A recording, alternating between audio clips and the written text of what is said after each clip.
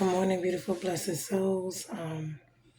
Coming on here today, got a few things I need to share. One, I don't know if you guys know, I know with everything going on with the celebrities, all eyes has been on them, but there is always something, other things going on behind the scenes. This is just one of them that I happened to pick up, which was, and I hate that I seen it last, like literally a day before. And this is the execution of the death row inmate. His name was Marcellus Williams, and he was in the Missouri State Prison, and he was due to be executed yesterday at 6 p.m., which I'm just going to read a little bit because I want to, let me read it and we'll discuss it. It says Marcellus Williams was executed by the state of Missouri on Tuesday, September 24th, despite concerns citing his potential innocence. Williams died by lethal injection shortly after 6 p.m. at a Missouri state prison in Bonnet Terry, St. Francis County. He was 55 years old. In the aftermath of his death, there has been widespread condemnation, especially since the execution was not supported by the prosecution nor the victim's family. Williams was convicted and sentenced to death in 2001 for the 1998 murder of Felicia Gale, a social worker and well-known St. Louis Post-Dispatch reporter who was killed in her home. The St. Louis County Prosecuting Attorney's Office urged officials and courts to call the execution off over concerns regarding the trial's jury selection. The vast majority of the jury was white and potential racial bias. Williams was black, while Gail, the victim, was white. Furthermore, her DNA evidence did not tie him to the case, Williams to the murder. Even for those who disagree on the death penalty, when there is a shadow of a doubt of any defendant's guilt, the irreversible punishment of execution should not be an option. St. Louis County's prosecuting attorney Wesley Bell said in a statement, according to the New York Times, the governor of Missouri, Mike Parson, and the Missouri State Supreme Court denied and rejected multiple efforts to prevent the execution, including clemency pleas from Williams' lawyers, members of the victim's family, and the prosecution, as well as letters from the NAACP and the Council on African-Islamic Relations. On September 24th, the U.S. Supreme Court denied a stay of execution. In the aftermath of Williams' execution, there has been an outcry from the public due to the doubts over his conviction, especially since it was reported in August that a new development showed that the knife used in the murder was believed to have been contaminated by the DNA from the prosecutor and investigator working on the case. Williams' poetry and writings have been shared virally on social media. One document has been corroborated with publications such as Newsweek, shows William handwriting final statement before his death, which reads, "All praises be to Allah in every situation." So now this is a situation because, first of all, when we look at this situation, we have to understand that they had the Innocent Project is the ones who had put this up. They were one of the people that I was dealing with when my son was in jail, but they weren't able to help him because he wasn't actually convicted. He was just being tried, and there's a big difference. Once you are found guilty of a crime, then the Innocence Project or other people can step in to help you, free you. But when you just been charged and you haven't actually been convicted, there's a big difference, which that entails a lot more. I'm not going to discuss it right now, but anyway, when we look at the situation, okay, and we see it for what it is, because one is hard. When you think about Missouri, we already know Ferguson and Mike Brown and all the other things that have gone on, and not just there, but just all over the world in general. And we already know as, Black people that we do suffer, whether people say it or not. Discrimination, white supremacy, it's been here, although slavery is not, they claim it's over, it's actually not. And we already know this. And the people that are in power, they know this, and they, are lying about it. Of course, they know they're the ones doing it. Your oppressor, they don't like to admit when they're wrong. They want to be right. This is what this is. That's that narcissism, etc. But anyway, it is very unfortunate because while they were trying to get people to sign this thing, which I myself tried to call, and I was trying to sign the petition as well, but I was having issues with it, which kind of peed me off, because when you're doing these type of things, you need to. But if these people already decided that they were going to kill an innocent man, and when we think about killing innocents, first of all, being, I'm faithful. I believe in God, so we're not supposed to kill anyone. That's number one. Not whether it's even, in the justice system or on the street or anywhere else. God said murder is murder. He's the only one who could give life and take life. So it's, there we are. But a lot of things, as we can see, are legal here, but they are not right. And we already know that. Even though they're legal doesn't mean that they're right or right in God's eyes. Also, another thing, when we sit down and we think about if he would have been pardoned, if he was a different race, if the case would have been looked at better if he was a different race, we already know that these are yeses in every sense of the word, because they would have done it if he was a different color. Let's say if he was white or Chinese or any other color. But because he was black, our lives tend to not mean as much to them. So this is where we are, and this is what we actually get. And it's sad because while, Diddy, he's rich, he's, he can afford lawyers, he's doing what he's doing, and I know that is going to be, another situation for another time, because they're going to have to deal with that. God, the law. And when we look at the law, we already know the justice system is very flawed. It is not set up for us as well. It is not fair. It is not just. We already know. I know myself because I used to work for them. So this was years ago. And I studied criminal justice as well coming up. So I already know that is not what it is, because you can be innocent, get killed, meaning you could be innocent, go to jail. You could be innocent, get on death row, and end up, getting, going to the death penalty. And this is one of the reasons why, because that is such a permanent decision, especially based off of whatever, because people can change. And even if they had commuted his sentence to life, it would have been better. He would have still been here to work on his case. But as you can see, they opted and chose, no matter how much these people, along with the victim's family, really fought so hard to get it overturned, to get clemency, to get it, stayed. I think it was stayed twice before. And I mean, once you see that there's other stuff going on that shows that there's a possibility that he could be innocent, then there was no reason to continue to press forward. Even the prosecutor himself did not want to proceed. The victim of the family, they did not want to proceed. And these are the situations. I know there was another thing with I forget this other little girl, her name was Jessica something, and they had the guy, I forget his name, in jail for so long. And that was another case. And they were talking about, in the what happened? She was set on fire. I can't remember the girl's name. And there's a black guy. He's sitting in jail, I believe. I don't know if he's ever gotten out for it. But they locked him up just because, and these things, we already know they just want to get somebody, pick somebody. It doesn't matter. And if they're black, oh, well, we got them. It doesn't matter. There's no more investigation. There's no more this.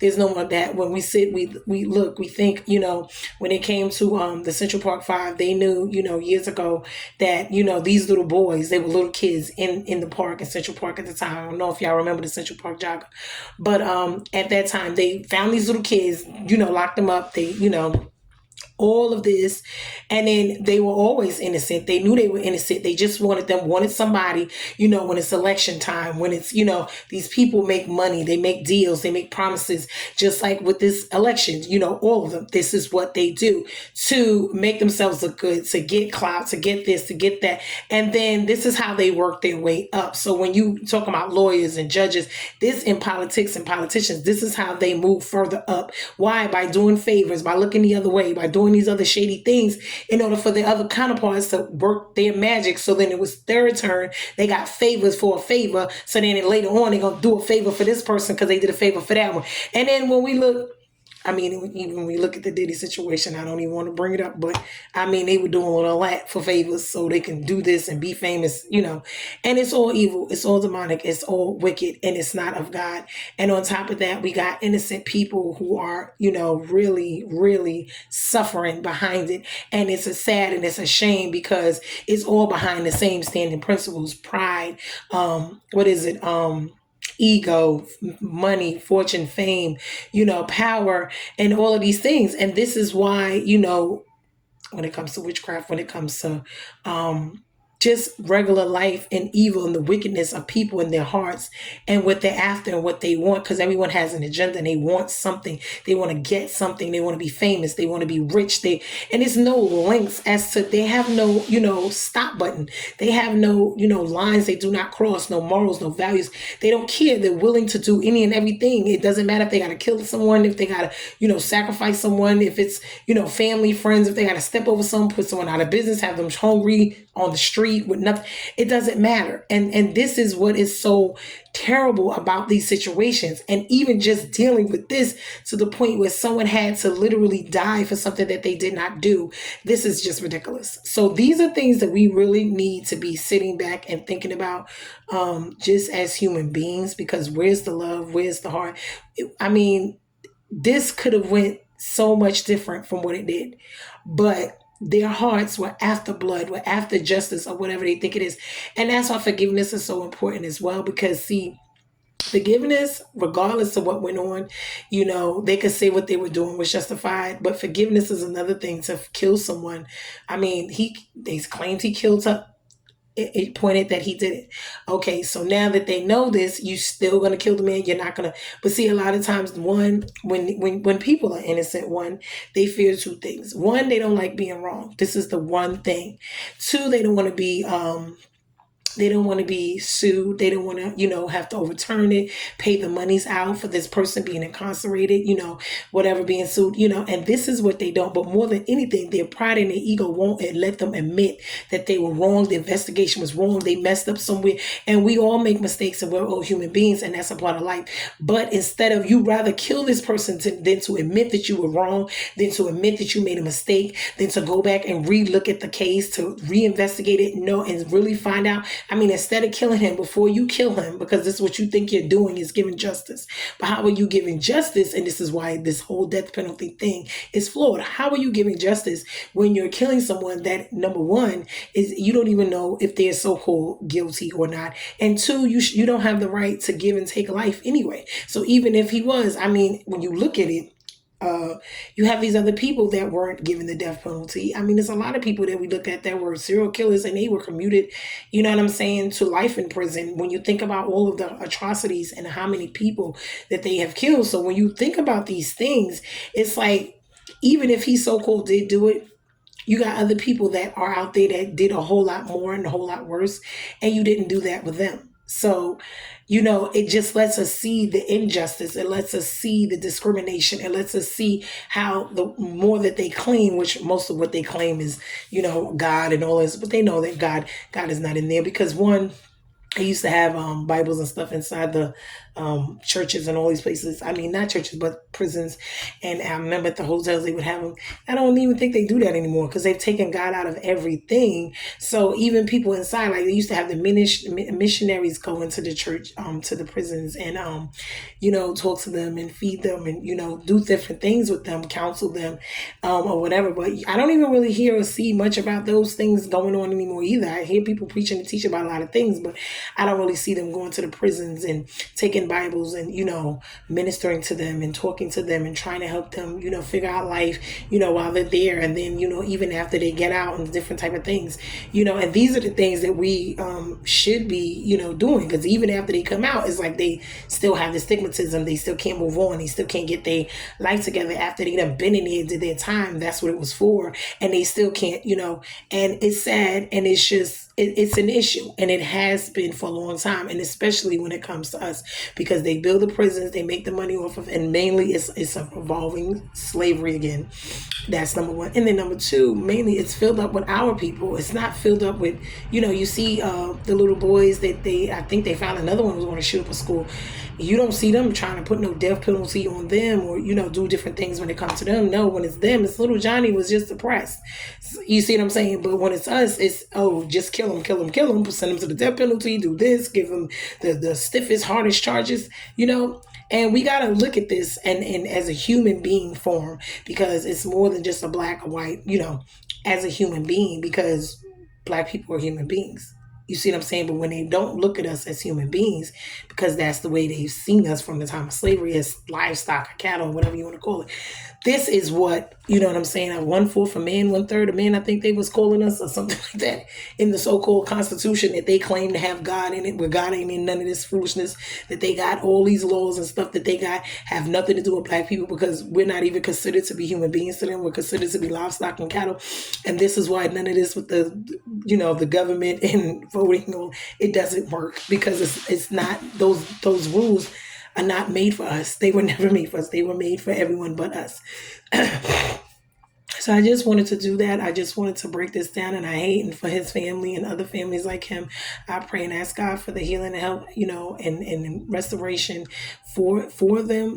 My heart just goes out to them, praying for him, his family, whoever he has that is left behind. I'm praying also for the family of the woman, the victim who was killed, because then in actuality, where is the justice so-called they were trying to so-called get? They really haven't gotten it. And, it's just saying the person, gone, and the real person that actually did it is walking around, and it's sad. But on top of that, and I hope that he went to heaven. I hope that God, opened up the doors for him. I hope that he really, cried out to God and asked him before he went in there for repentance, and that his soul was able to be saved. Because you don't want to leave here, which I'm quite sure jail, they call it hell, is like a place of hell, which is like most of us think we're living here, is kind of similar to it, but not as bad as that. But for the most part, want him to wake up in a better place and not wake up in a worse place than here.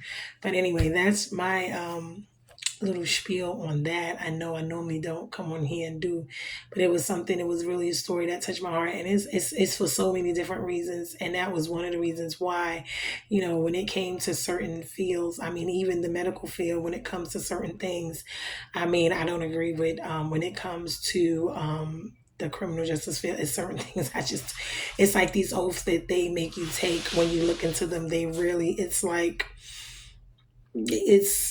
it's something. That's all I'm saying. I'm going to leave it, like that, because a lot of it is not fair. It's not justice. It's really not.